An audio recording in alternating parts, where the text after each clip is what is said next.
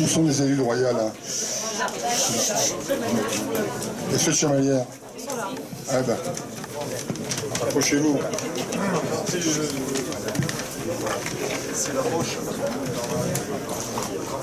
Je vais être bref parce que le précédent collègue là a très bien parlé, il est très long, alors je vais être plus court et plus succinct. La fermeture de la gare de Roya-Chamalières, alors que notre ville thermale se bat pour renforcer son attractivité économique et touristique, est pour moi une double injustice. C'est d'abord une injustice économique.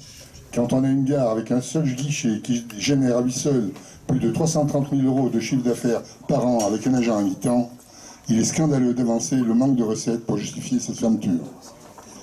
C'est aussi une profonde injustice.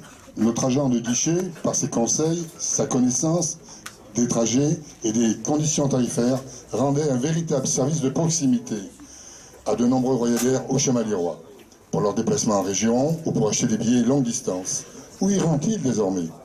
Eh bien tout simplement dans une agence de voyage qui leur proposera des prix formatés et plus coûteux. À la gare de Clermont-Ferrand, où l'afflux de voyageurs rend les temps d'attente insupportables, tout comme les voyageurs des élus locaux ont été mis devant le fait accompli, une décision inique et cynique. Inique, car cette fermeture n'a aucune justification à mes yeux, sinon des calculs comptables où le capital humain n'avait pas sa place. Cynique, car supprimer un outil de travail le 1er mai, jour de la fête du travail, est profondément insultant pour celles et ceux qui ont œuvré à l'exemplarité de notre service de proximité apprécié.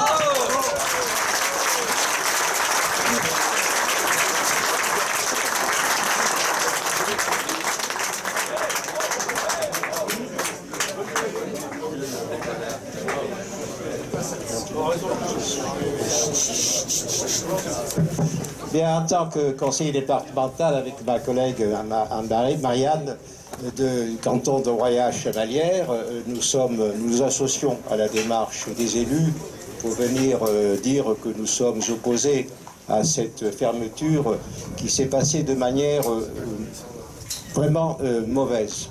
Tout d'abord, nous n'avons pas été informés, les élus n'ont pas été informés, à tel point que déjà une partie de la gare est louée.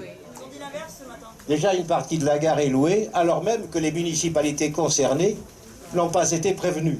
Peut-être auraient été intéressées en priorité, puisque le bâtiment, c'est la propriété de l'État. Il était donc logique que l'on en parle d'abord aux élus. Ça n'a pas été fait.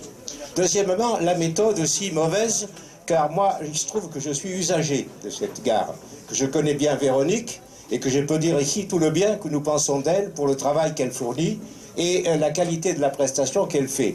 C'est un service très important qui est rendu à la population non seulement de Chamalières et de Roya, mais de toutes les communes environnantes qui viennent ici pour prendre le train dans des conditions qui ne sont pas excellentes. Vous l'avez rappelé très bien, car il ne me permet pas en particulier d'avoir un raccord parfait avec les lignes des trains qui vont relier ensuite Paris ou autres destinations.